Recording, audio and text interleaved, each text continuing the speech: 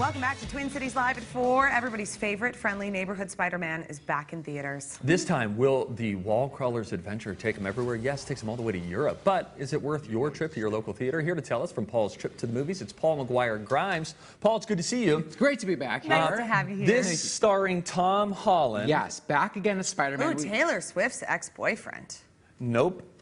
Nope, you're thinking of a different Definitely Tom. not. Oh, who's that? You're thinking of Tom who played Loki in the Tom Avengers. Hiddleston. Oh, Hiddleston. Yeah. Oh, well, A lot of that was Toms in this fair to Marvel get them universe. confused. That's fine. Okay, Yeah. sorry, guys. That's okay. I But thought I Tom just Holland- broke some. You guys were really upset. I was like, Please don't Okay, say what's that happening to about my Tom Taylor. Holland? Okay, so Tom Holland, all he wants to do is get away to Europe for this class trip, but soon he realized he has to suit up again as Spider-Man when Jake Gyllenhaal makes an appearance as this guy named Mysterio.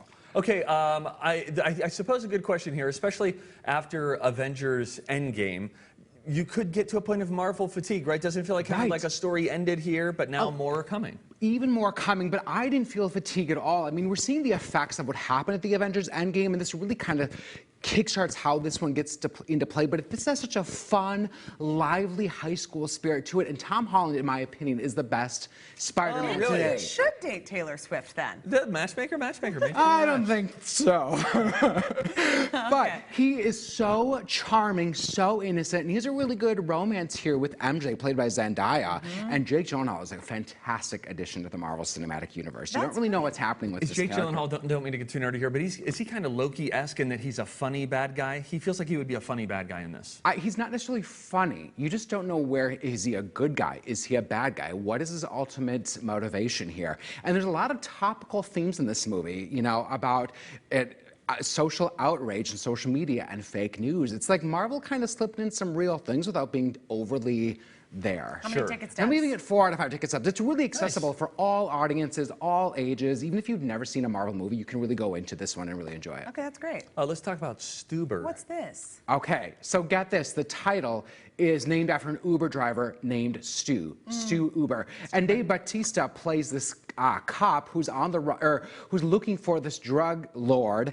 And the day that he gets LASIK is the day that he ends up getting this tip. So he ends up having to hire this Uber driver to take him around. Oh, that's why he's the so premise. sweet. That's the premise. Wow. It's a buddy cop type movie. You know, you've got Dave Bautista as the tough guy, and then Kumail as the kind of chatterbox, in over his head, doesn't know what's going on.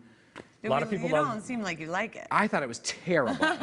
Like, if you've seen these types of buddy cop movies, you know, The Rock and Kevin Hart do a lot of them.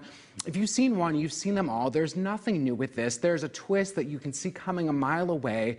I thought that none of the jokes landed. I think Kumail is so funny in real life and so smart that I think this is too low for him. I think he's trying really hard in this movie. ticket stubs? 1 out of 5 tickets. Wow, nice. Angry Paul. Sorry. Let's talk about the show that everyone is talking about. What do you make of Stranger Things Season 3? This is the biggest, most ambitious season of Stranger Things to date. It's now streaming on Netflix. We watched all 8 episodes in one day. Wow. We took it upon ourselves Wow. to just crank through because we just love this show so much. And it's a different, as you guys have been watching it, right? I've watched season 1. I haven't seen season 2. I'm through episode 2 of Season 3. Okay, so in this one, it's a lighter tone. It's in the summer. It's that full 80s summer nostalgia. It's out of the high school. So it takes place in a mall. So you got that mall feeling there. But they've really amped up so many of these characters. All the new characters fun. And there's some great girl power in this season, too. So it's living up to the hype. And what do you think about a season 4? Is it needed? Will it happen? I think it's going to happen. I think it's needed. I think it ends on a huge cliffhanger, which I don't want to discuss. But there's some great things that are happening in this season. And the kids are older. They're kind of this awkward teen phase as well, Yeah. which plays into it as well. Thanks, Very Paul. fun. Thanks, Thank you Paul. very So much. have a great weekend. You can check out more from Paul. His YouTube channel is Paul's Trip to the Movies, and he has a review on there of Jordan Peele's Us, which is now available on Blu-ray, DVD, and on demand. And you can also listen to Paul on the Colleen and Bradley Show on My Talk 107.1 every Friday, or visit his website, paulstriptothemovies.com, for more movie reviews. We go now.